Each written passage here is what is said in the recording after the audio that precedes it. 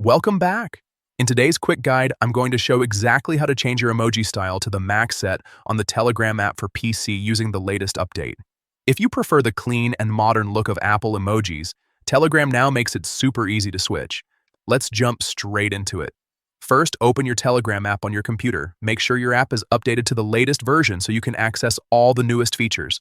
Once you're inside Telegram, look at the top left corner of the screen. You'll see three horizontal lines. Click on those to open the main menu. From the menu that appears, go ahead and click on Settings. This is where all your customization options are located. Inside Settings, find and click on Chat Settings. This section controls how your chats look and feel, including themes, text size, and now your emoji style. Scroll through the chat settings until you see an option called Choose Emoji Set. Click on it to open the available emoji styles. Here you'll see different emoji options. To get that Apple-style look, simply select the Mac emoji set. As soon as you click it, Telegram will instantly apply the new emojis across your chats. After selecting the Mac set, you can just close the settings. There's no need to save anything manually.